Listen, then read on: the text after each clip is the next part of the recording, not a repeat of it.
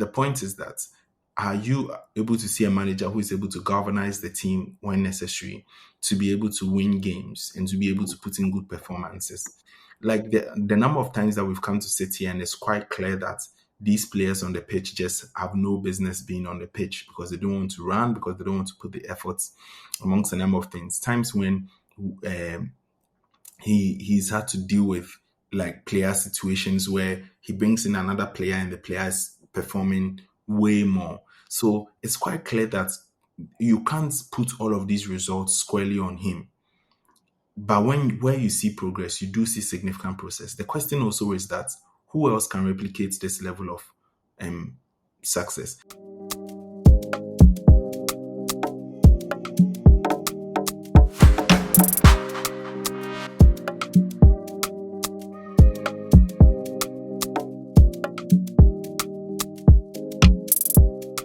Hi everyone, welcome to another episode of the Shaft podcast. And this is an episode of the Beer Parlour. So again, we are here ready to dissect the most important things happening in mainly the English Premier League. And these days, you can't talk about it without talking about the abysmal performances Manchester United put up almost every single week. They are a center of attraction. They are consistently inconsistent in how they play their games, in how they set up.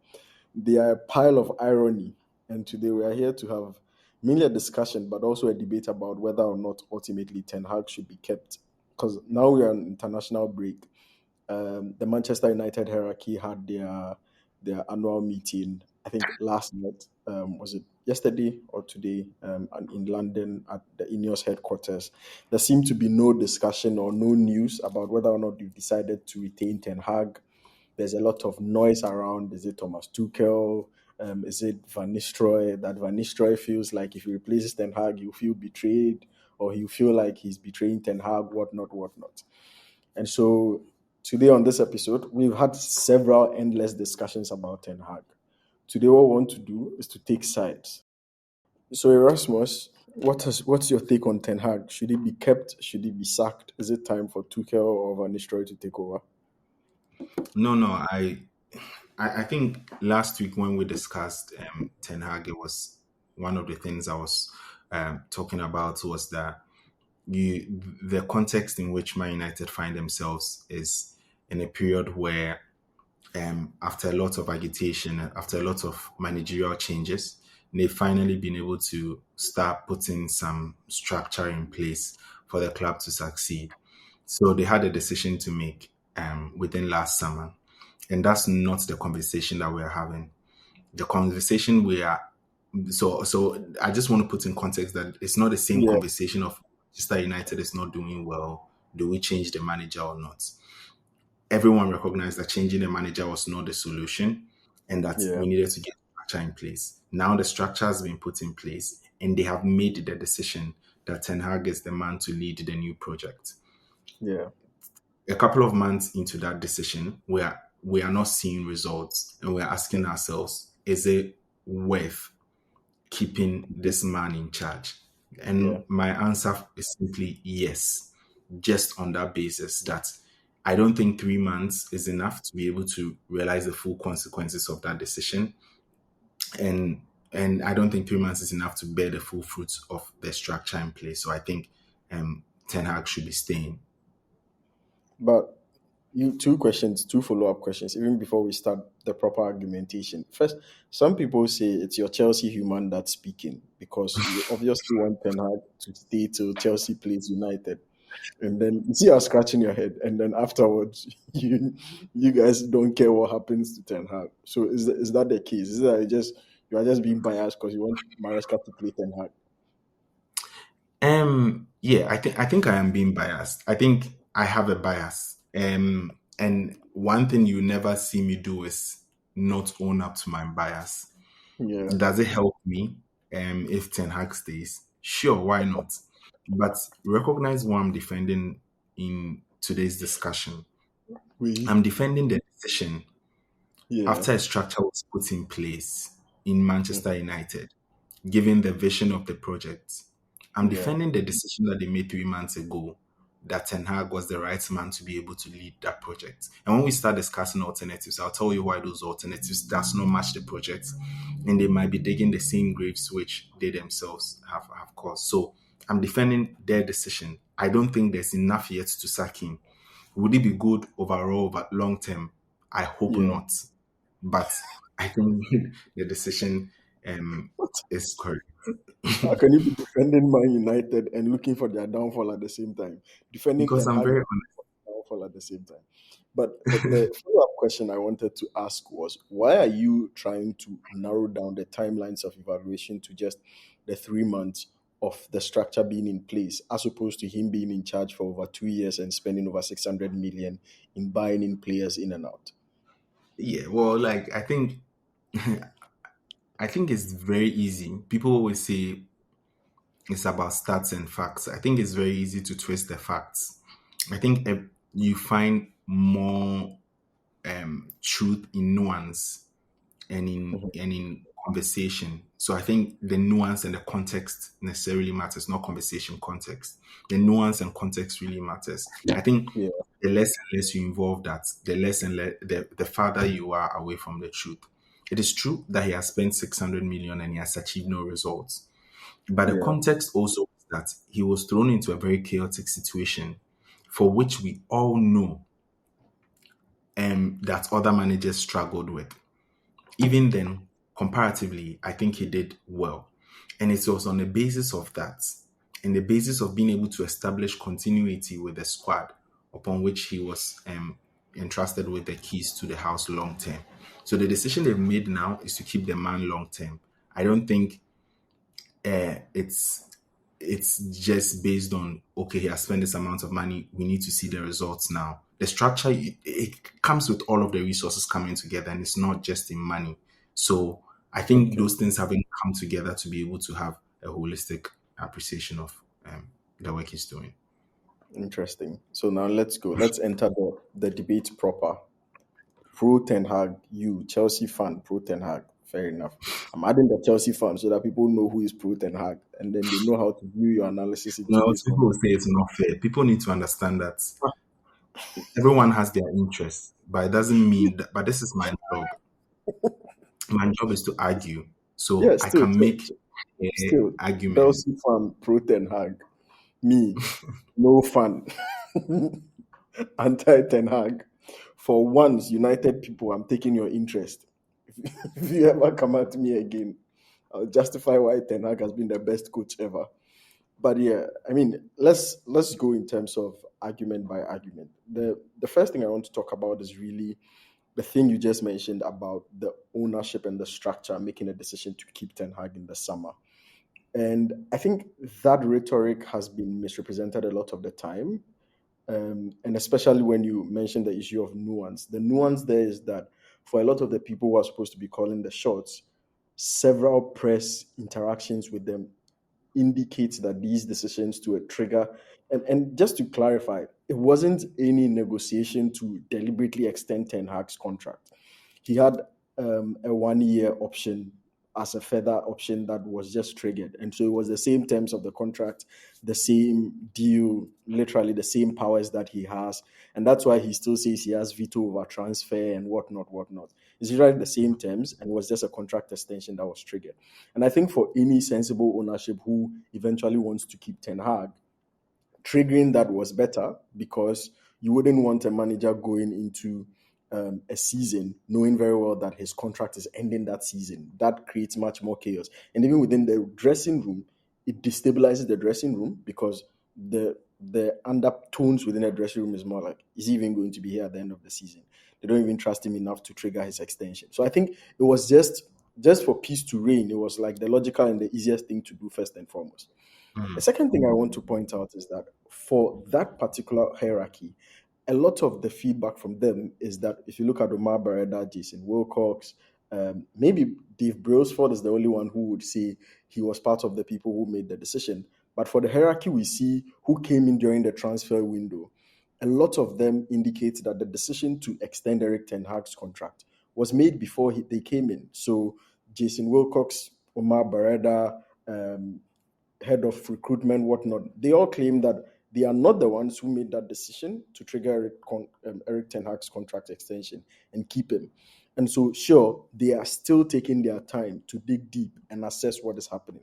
The reason why I'm making this claim is not to say whoever made the extension was bad. It is to say that the people whose credibility you are relying on to claim that Ten Hag was the best man for the project did not have the time to assess him. Therefore, the decision was not made. And so, typically, what is actually happening in reality is that those people are now doing the assessment of Ten Hag during this season, assessing his style of play, digging deeper into the club because a lot of them were on sabbatical leave, whatnot, dragging issues with Newcastle. And so they are now actually getting a hang on issues, right? And so it's more of these people just being hesitant to take a decision in a rush, as opposed to they've established a vote of confidence in Ten Hag. The third thing about this is a lot of these guys actively reported in the mainstream media that Manchester United, when roaming around for managers, they most likely put managers on interviews, interviewed them, and the rest. You, Erasmus, mentioned that it's most likely that they didn't want to give out powers that maybe now the new structure wouldn't want to give out. Like if you go to somebody like Tuchel, he would want more autonomy, more control over transfers, etc. And you wouldn't want to give that out because the rise of project managers is now what is there. They just look for a coach rather than somebody who wants all the power and supreme overlord in the club. And so what eventually happened is that they most likely didn't reach agreements or favorable agreements with whichever candidates they went looking for, and came back and said, well, we're probably stuck with this guy anyway. Go disturb his holiday, tell him that, Erik, we are still for you, and trigger his contract extension and say, we are in this together. I don't think there's enough in the circumstances surrounding his extension to prove that it was more out of vote of confidence as opposed to it being out of inconvenience, right? And I think if you have enough now to prove that after 3 years, after giving him power over transfers, after giving him 600 million to spend, and he's still playing abysmal football, you cannot track his identity, and his top two centre back buys are still wasting and playing in a very abysmal way for him to be relying on Johnny Evans to put in a man of a match performance to keep a clean sheet for Ten Hag. I think it's probably time to just let him go because you're not confident in him and he's not delivering any good results. No, I think all of what you've said can be true, and it still wouldn't mean that we should sack Ten Hag or we should fire Ten Hag, especially at this moment. I mean, if the results go so bad that they are very close to relegation or they are unlikely to recover, things like that, then doesn't if we were having that discussion right now, then doesn't make sense to sack Ten Hag. Probably not, but I mean, as a Chelsea fan, I would love to see that. But then it would be it's non-negotiable. I think that Mm, first of all, I think all of the circumstances which you did mention still exist now. Like even yeah, though Omar Barada and Co have been able to join the club now, it's still quite clear that they have a lot of personnel they need to hire and put within the right places and get them to start working. And they have not been able to settle that. They are unlikely going to be able to settle that and agree contract with all of them till about the time the season ends. Secondly, if if the conversation here is that we don't want the manager's contract to end by the end of the season, so we are triggering the option by the end of the season, there is still the notion then that this manager is unlikely going to be here and his job would always be threatened.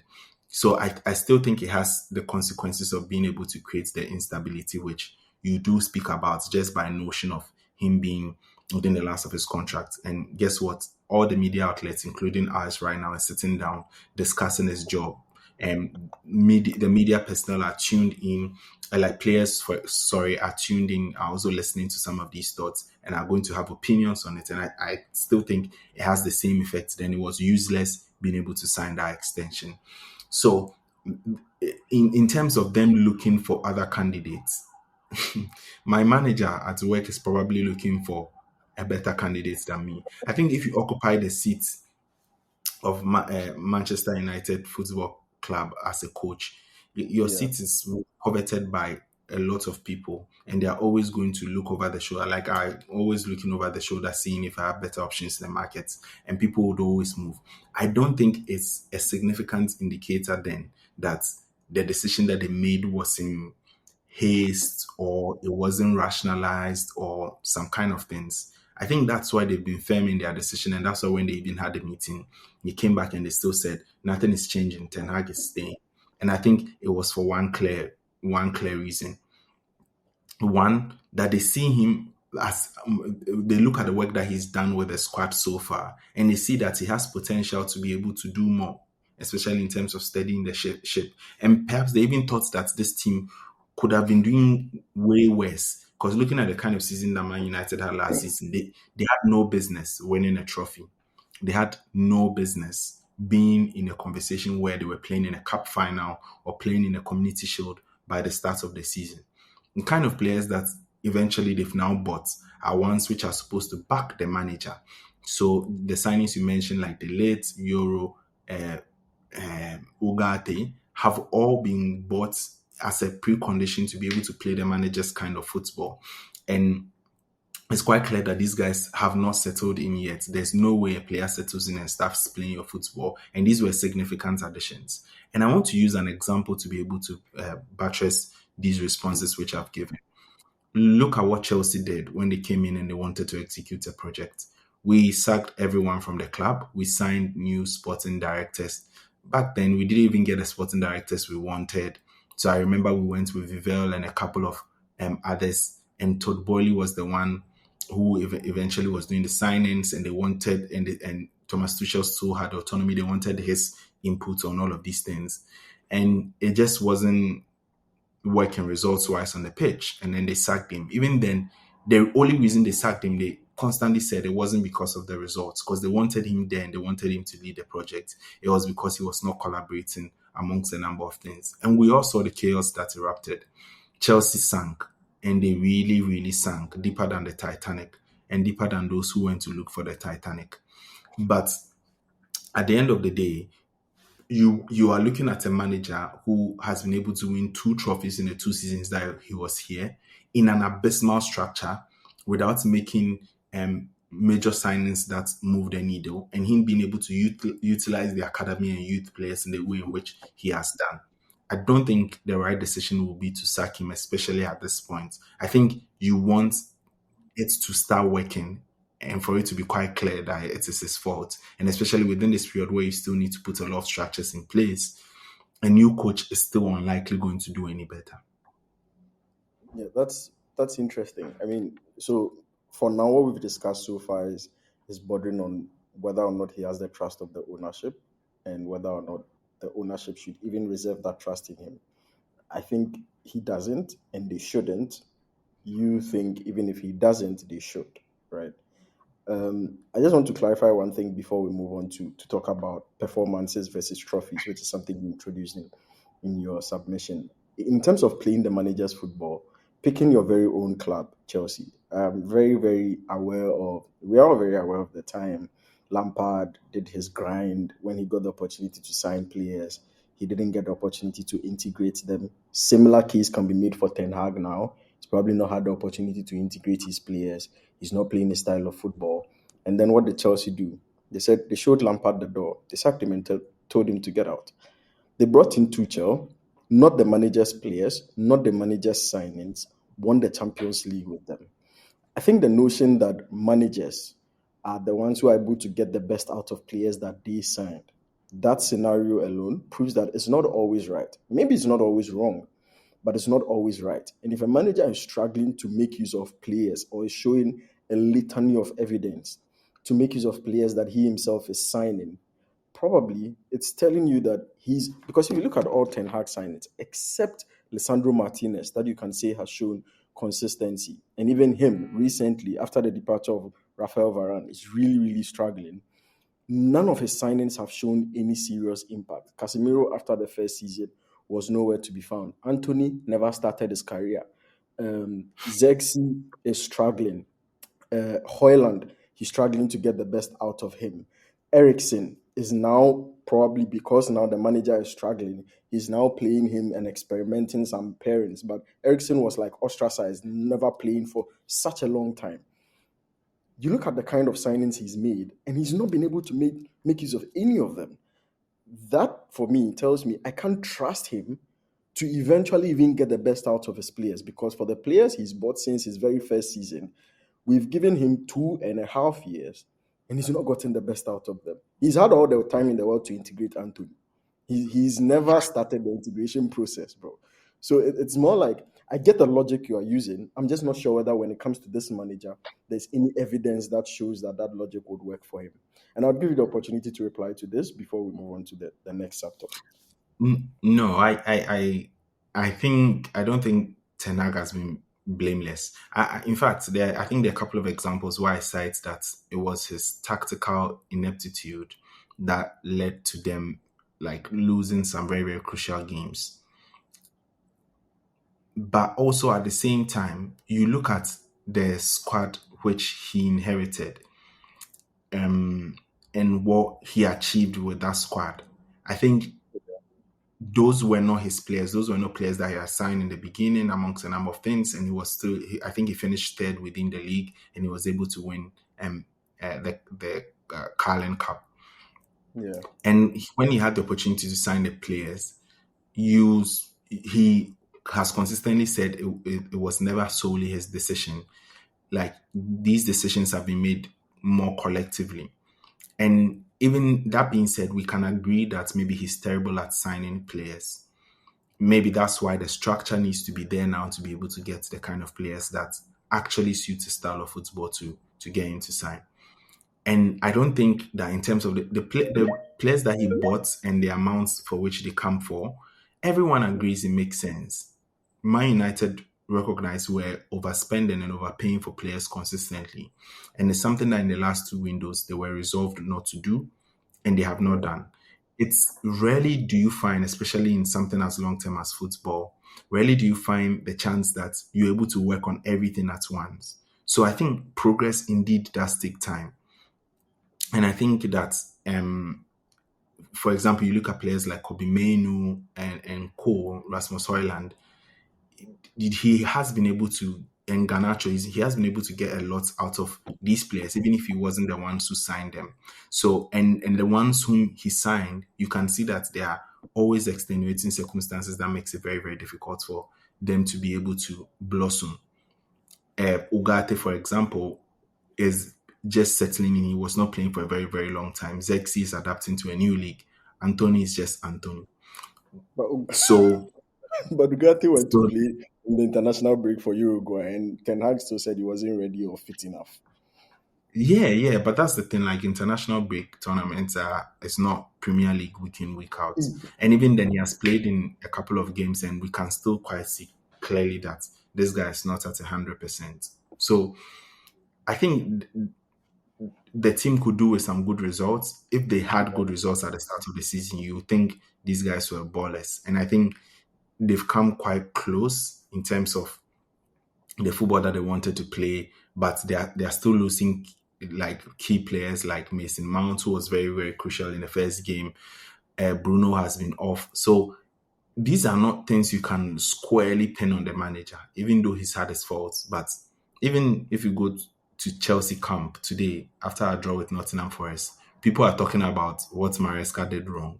So I think it's very, very easy to blame the coach when you're not having results go your way. But processes indeed do take time, and we need to recognize that. Okay, let's talk about performances versus trophies, because a lot of the time when we bring out the issues of performances, Ten Hag himself, very quick, arrogant reference. I'm the most successful manager since, aside Pep Guardiola, since I entered the English Premier League. Why? Because I won 2 trophies. Recently, I've won 8 trophies in 6 years. I'm successful wherever I go. And he uses that, in my opinion, to gaslight anyone who says his team is not performing well. And I don't think, first of all, that comparison is even correlative to begin with. To be using trophies as an escape to justify good performances, right? Like, a team can have an abysmal performance on a day and still win a match by luck, or because the other team was unfortunate and they hit the post 6 times. It happens. We've all had scenarios where we say, even Real Madrid's own is better, but we've had scenarios where we say Real Madrid didn't play well, but they had character. United's own is not even about character. It's just sometimes pure luck. And sure, in one-off games, you realize that Ten Hag, when he has the time to prepare, would execute very well. And that's what he's done with his two finals that he's won, right? He's really prepared a team, set up a formation that he plays one-off and never plays again, and never plays and sets up the team like that. And so for him to be using that also to justify performance, it seems like he just wants to escape the accountability.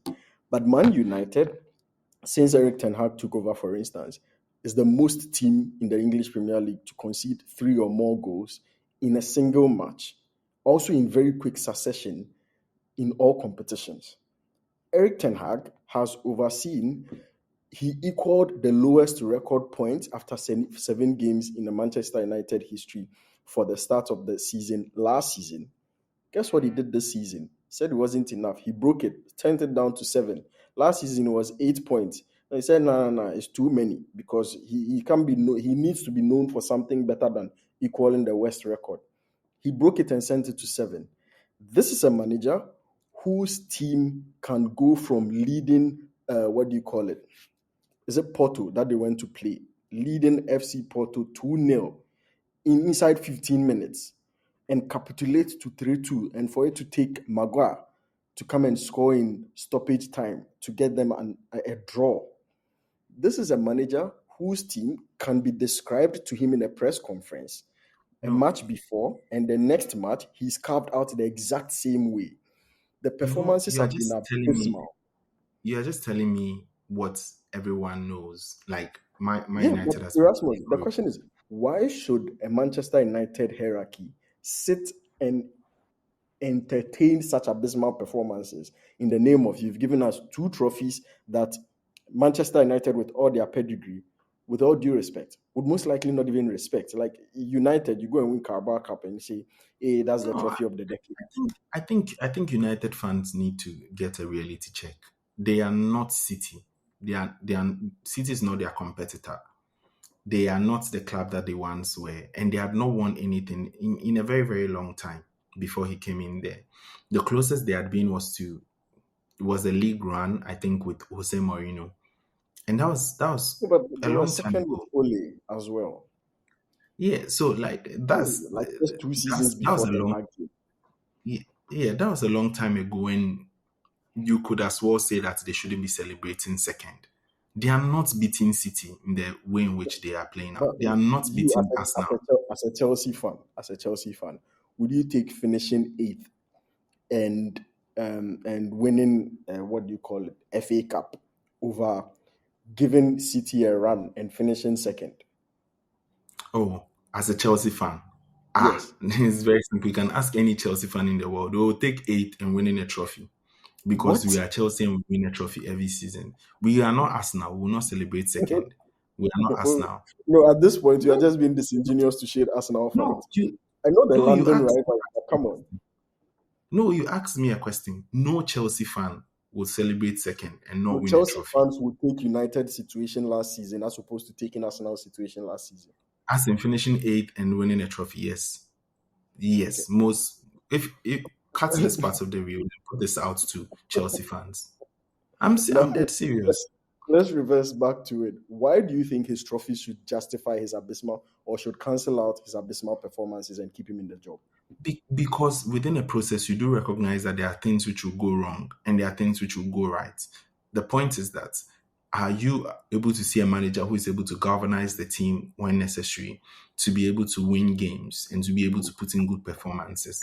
Like the number of times that we've come to sit here and it's quite clear that these players on the pitch just have no business being on the pitch because they don't want to run, because they don't want to put the efforts amongst a number of things. Times when um, he's had to deal with like player situations where he brings in another player and the player is performing way more. So it's quite clear that you can't put all of these results squarely on him.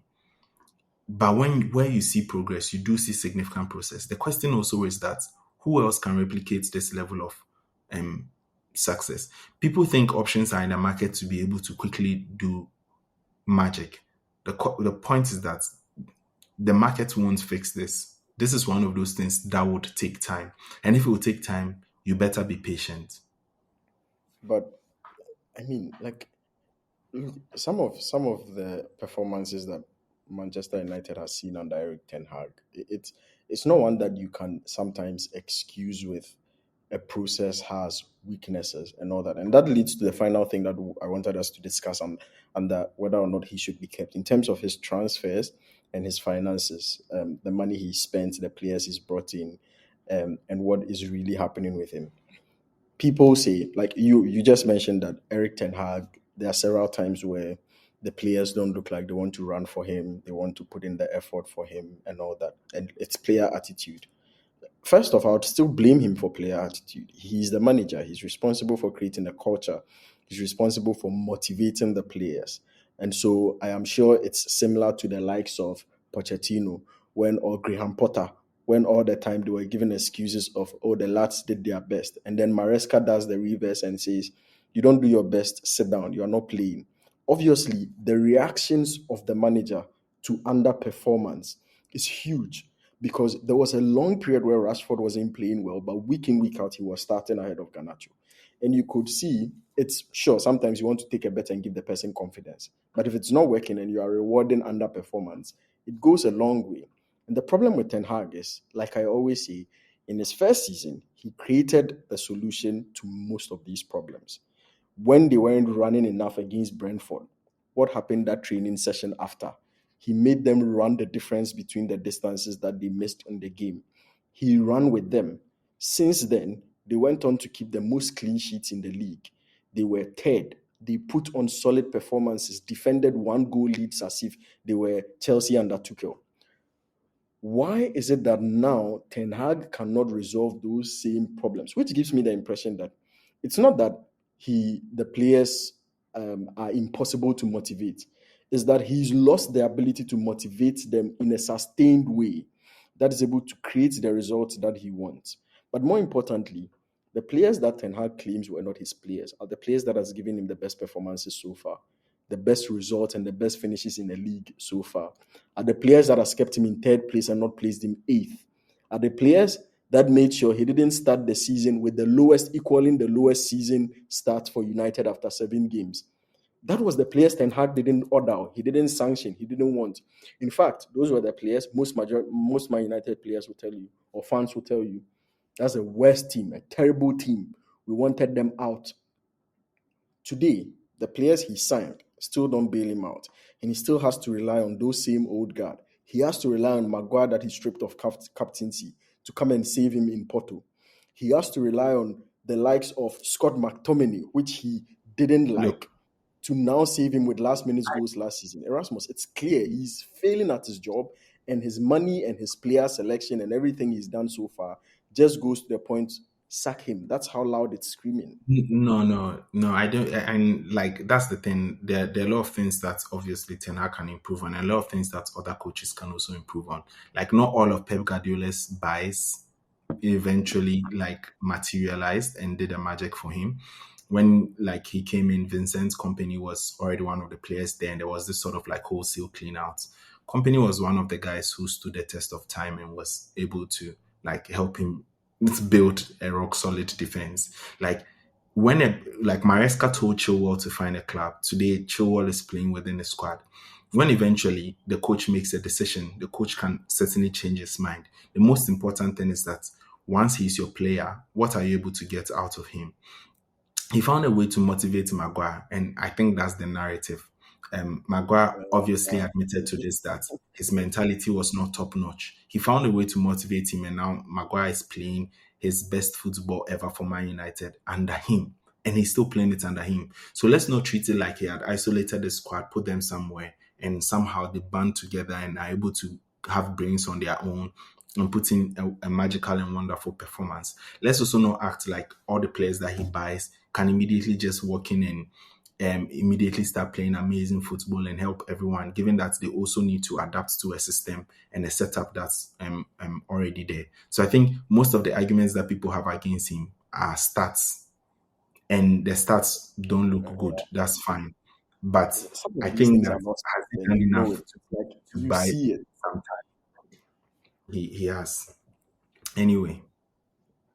like, see, the thing about the Ten Hag issue is, for me, I find anybody who is trying to defend Ten Hag just, it's either a Chelsea fan, a Liverpool fan, an Arsenal fan, a Tottenham fan, or somebody who is struggling to just defend Ten Hag because they like him. Because to be very honest, like, I find it really, really difficult to defend him to this extent, right? And sometimes it's how dishonest he is about the assessment of what is happening. He denies it when it's happening until it's over, right? And usually that's the difficulty. Maresca would clearly admit that the performance was terrible. Then after Aston Villa, Ten Hag says, well, it's the fourth clean sheet of the season. Hooray, that's good, right? So he's spinning narratives that are gaslighting people. And it's difficult for anyone to find any meaningful interaction with even his own challenges, because now people feel like he's not admitting the challenges to try and assess them honestly. But yeah, it's been a good chat about Ten Hag, his job on the line. For me, I hate, not hate, I don't like United fans because they are too arrogant for where they are. But at least I know in my heart of hearts that the Ten Hag, who has the face and the aura of, not aura, the purported aura of Pep Guardiola, the one who came to end eras, but has the performances of Graham Potter, should be let go. But Erasmus says he should keep him. Let us know your thoughts in the comment section as to whether or not Ten Hag should be kept or Ten Hag should be let go. But also Erasmus says confirm whether or not Chelsea fans would have taken United's place over taking Arsenal's place as of last season. Thank you all for joining and see you on the next episode of the Beer Parlour. Bye, guys.